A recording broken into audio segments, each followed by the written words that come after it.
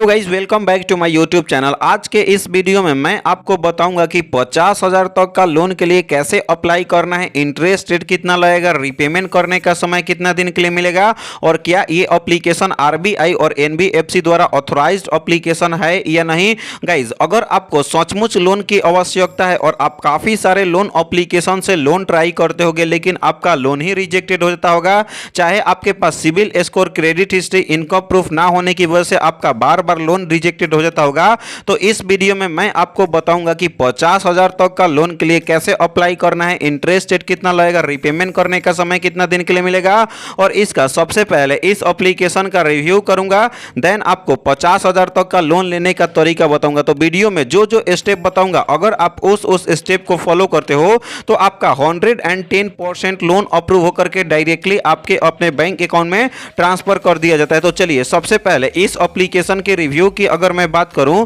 तो 4.3 रिव्यू देखने के लिए मिल जाता है और इसकी डाउनलोडिंग की मैं बात करूं तो 5 लाख से भी ज़्यादा लोगों ने डाउनलोड करके इस एप्लीकेशन से लोन के लिए अप्लाई कर रहे हैं और लोगों का लोन भी अप्रूव हो रहा है। इस एप्लीकेशन की अबाउट फीचर्स के बारे में जान लेते हैं कि सचमुच में आपको ये एप्लीकेशन 50,000 तक का लोन प्रोवाइड करता है, रीपेमेंट के नाम पर टॉर्चर करता है या नहीं और इसका रीपेमेंट का मेथड क्या क्या होता है। तो गाइज, मैं आपको बताऊं, यदि अगर आप इस एप्लीकेशन के थ्रू लोन के लिए अप्लाई करते हो तो पर्सनल लोन आपको 5,000 से लेकर के 50,000 तक का आपका लोन प्रोवाइड किया जाता है। रीपेमेंट करने का समय 91 दिन से लेकर के 365 दिन तक का आपको रीपेमेंट करने का समय मिलता है। इंटरेस्ट रेट की अगर मैं बात करूं तो 5% से लेकर के 30% पर एनम तक आपका इंटरेस्ट रेट इसमें देखने के लिए मिल जाता है और प्रोसेसिंग फी आपको 350 रुपया, कन्वीनियंस फी आपका 100 रुपया और आपका कोई भी इसमें मेंबरशिप आपको देने की आवश्यकता नहीं, यानी कि आपको कम से कम इंटरेस्ट रेट में ये एप्लीकेशन आपको लोन प्रोवाइड करता है।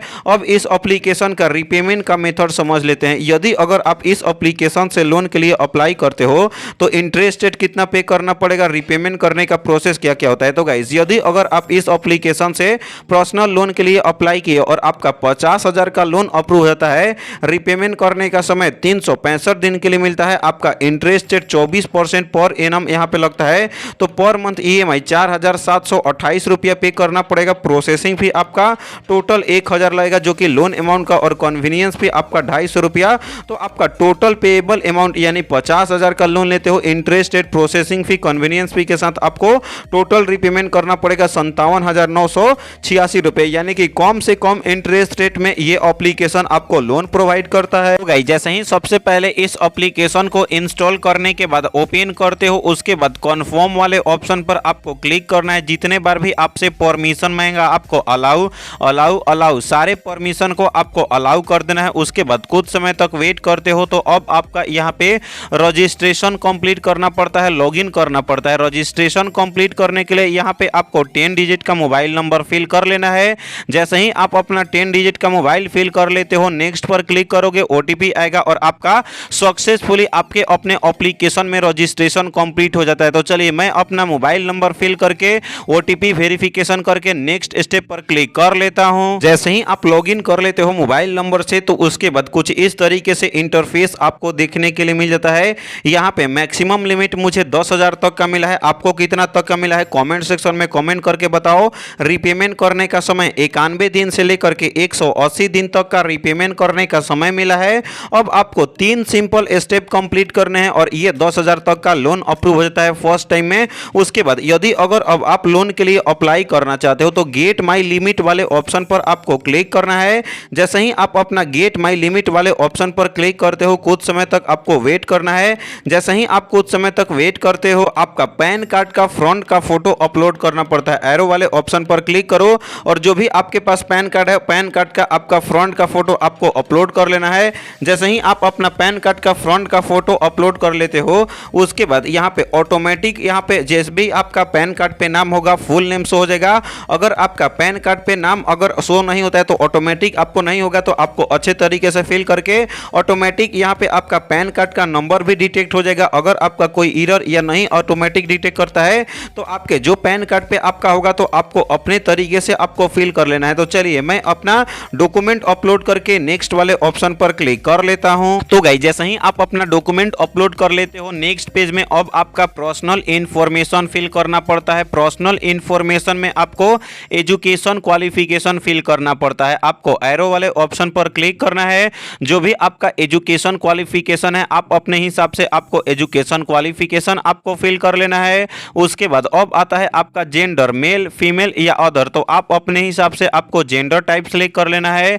उसके बाद यदि अगर आप मैरिड हो तो आपका मैरिटल स्टेटस सिंगल हो, मैरिड हो, डाइवोर्स हो या विडोज हो तो आप एरो वाले ऑप्शन पर क्लिक करके आपको मैरिटल स्टेटस फिल कर लेना है। उसके बाद नंबर ऑफ चिल्ड्रन, यानी कि अगर आप मैरिड हो तो आपके कितने बच्चे हैं, 1 2 3 4 10 तक जितने भी हैं आपको एरो वाले ऑप्शन पर क्लिक करके आपको फिल कर लेना है। यदि अगर आप सिंगल हो तो आपको 0 सेलेक्ट कर लेना है। उसके बाद जो भी आप एरिया में रहते हो उस एरिया में pin code, postal code, zip code जो भी आपका होता होगा तो आपके अपने एरिया का पोस्टल कोड आपको फिल कर लेना है। उसके बाद अब आपका आता है यहाँ पे रेसिडेंट टाइप, तो एरो वाले ऑप्शन पर क्लिक करना है। यहाँ पे आपको रेसिडेंट टाइप खुद का घर है, पीजी में रहते हो, ऑफिस प्रोवाइड किया है, या यहाँ पे आपको देखने के लिए मिल जाता है रेंटेड पे रहते हो, तो आप अपने हिसाब से आपको रेसिडेंट टाइप सेलेक्ट कर लेना है। जैसे ही आप अपना रेसिडेंट टाइप सेलेक्ट कर लेते हो उसके बाद अब आता है आपका एड्रेस है, तो एड्रेस फिल करने के लिए कौन से स्टेट में रहते हो, उसके बाद ऑटोमेटिक सिटी का नाम आ जाएगा। तो जो भी स्टेट में सिटी में रहते हो वहां का आपको यहाँ पे नाम सेलेक्ट करना है एरो वाले ऑप्शन पर क्लिक करने के बाद। उसके बाद जो भी आपका एड्रेस है उसको डिटेल में आपका area, colony, house name, building name अच्छे तरीके से आपको एड्रेस को डिटेल में आपको फिल करना है। तो चलिए मैं अब अपना पर्सनल इंफॉर्मेशन फिल करके कंटिन्यू वाले ऑप्शन पर क्लिक कर लेता हूं।